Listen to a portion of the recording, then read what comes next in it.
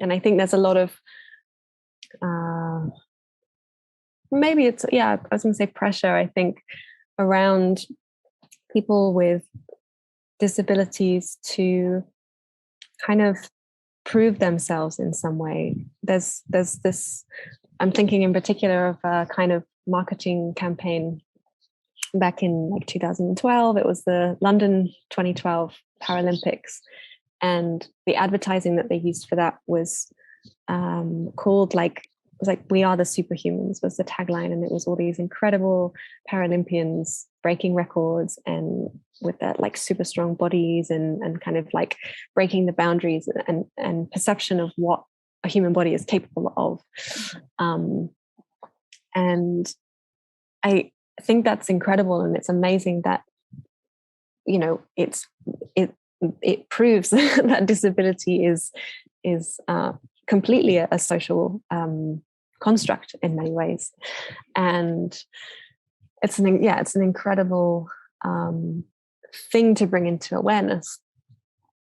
But it also kind of creates something that says it's not okay for you to be vulnerable. It's not okay for you to be weak. It's not okay for you to be sick, or you know, you've got to get up and do it anyway. You've got to like keep going. You've got to push on, push through. And that's kind of a mentality that I have held on to for a really, really long time. And even in a lot of this work that I've been doing in the embodiment practices, and kind of like pushing my body to a limit that is not healthy for my nervous system and actually causes a lot more trauma. And so letting go of that narrative has been quite challenging, because it's been kind of like like allowing myself, and I don't know if being a victim is the right word, but just allowing myself to be vulnerable in my limb difference and my disability, rather than trying to be this superhuman all of the time.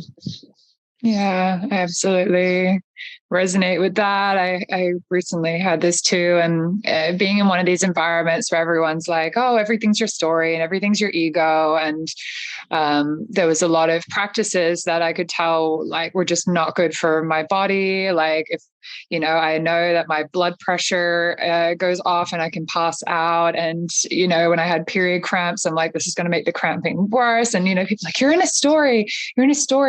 Why are you're pulling like the victim, and you just love being in your victim and all this stuff. And I'm like, no, like, I just know my body and I know the limitations, and I don't have a story about it. I just know like, cool, you guys do this practice. This isn't for me. I know this is going to be detrimental to my health, so I'd rather not do it.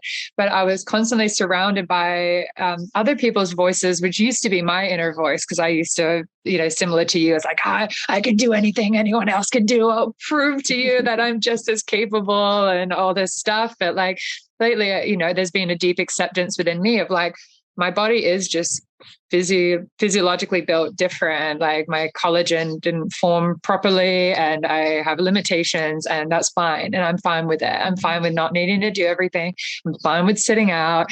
But then I was really faced with then other people, you know, this kind of group pressure and this group thing. And then especially with this whole like shadow, you're in a story kind of thing, where I was constantly being told like, oh, I just wish that you would be more positive and more forward. And, you know, you're always saying, I can't, but I wish you would just be saying like, I can and I will. And I'm like, motherfucker, like that's been me my whole life. Like I have deconditioned this to be able to say like, I'm fine with not being able to do it.